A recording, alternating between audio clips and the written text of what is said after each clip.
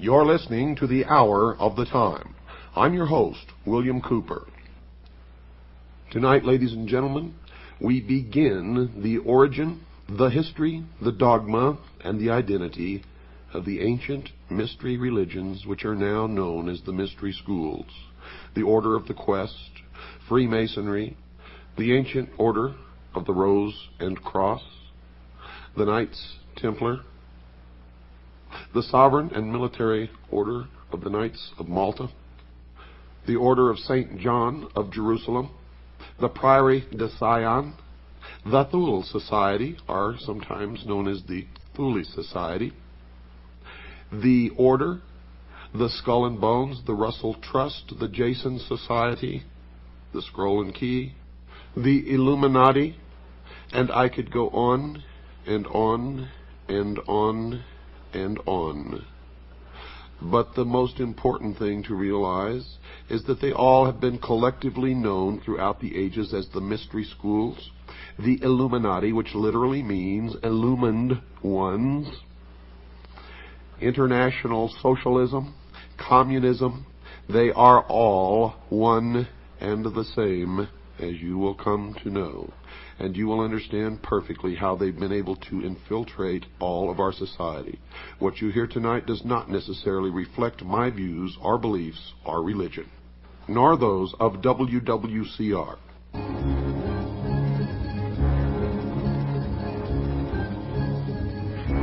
I can see clearly now the rain has gone.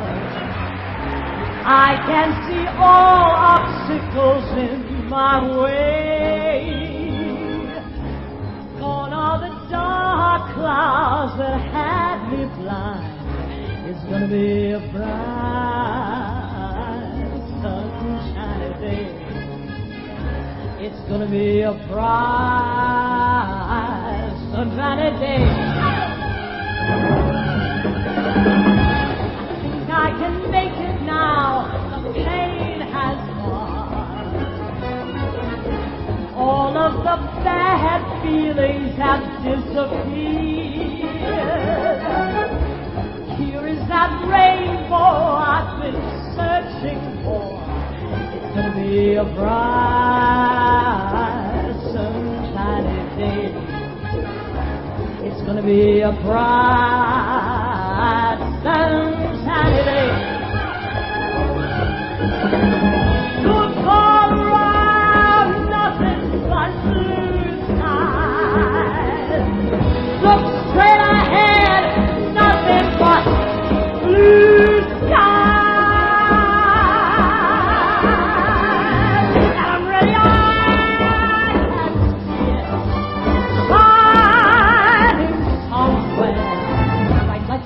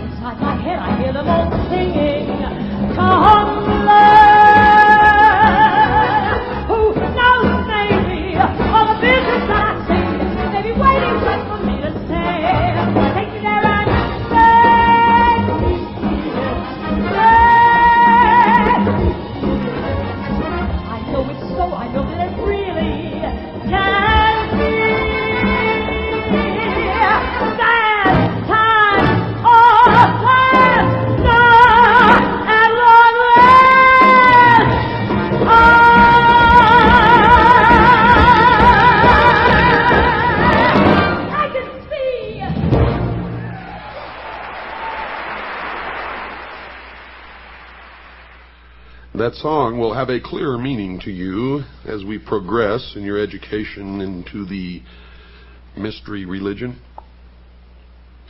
But we have to begin in the beginning with every story and every history. And we have to begin at the beginning of mankind. And the beginning is the beginning according to the mystery religion. And they believe wholeheartedly that man is a product of evolution, not of an extraterrestrial race, and not of the creation of some benevolent God. They believe that the tree-dwelling ancestors of man were among the most intelligent beings of their distant age. And when these creatures finally abandoned the trees and walked fully upright, freeing their hands to serve as implements of their minds as well as their bodies, there began the most successful evolutionary drive toward higher intelligence ever witnessed in nature. As ground dwellers, these creatures were easy victims of the great predators who hunted them down by day and surprised them at night as they huddled in clearings or in caves. They could not compete in strength, ferocity, or speed with their attackers. Armed with little except their hands and what their complex brains enabled them to do with those hands, they had to think or die. For untold thousands of years, most of them met early, violent deaths. Only a few in each generation had the good fortune and the ability to outwit their enemies. And these favored ones survived long enough to have and rear offspring. The unwary, maladroit, or stupid died early. And folks, I'm afraid that the stupid who live today are going to die early also. But back to the beginning. Their offspring, if they had any, were left to starve or be eaten by predators. Natural selection was operating on the earliest types of man with grimmest intensity. Perhaps no other extant creature has undergone so severe and protracted a period of selective elimination. Yet, here and there, small groups managed to survive because they had the intelligence to use sticks, stones, and clubs to defend themselves. Crude and puny as these implements were, they were weapons, and their possessors were the first creatures who could kill without having to come in direct contact with their antagonist. As the great beasts grew larger and either faster or more formidable, man became ever more watchful, ever more successful in pitting his wits against mass and power, more and more adept at slipping out of trouble, and as the challenge grew greater, so did his brain. For the laggards on both sides got left behind in the race for the future. And we are still engaged in that race for the future. The steps and the development of man's brain are revealed by the progressively larger brain cases which appeared with the passage of centuries.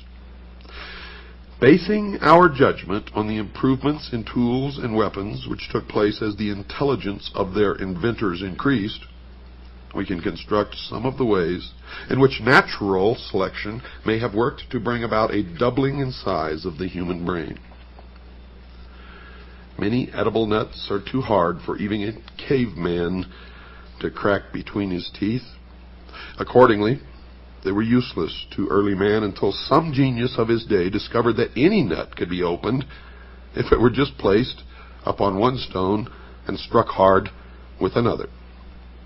Better fed, the family of this innovator proliferated while the others died off. Perhaps centuries later, while a man sat cracking nuts between two stones, one stone broke, and the broken edge cut his hand. Previously, men in the same situation had thrown the broken stone away and nursed their cuts. But this man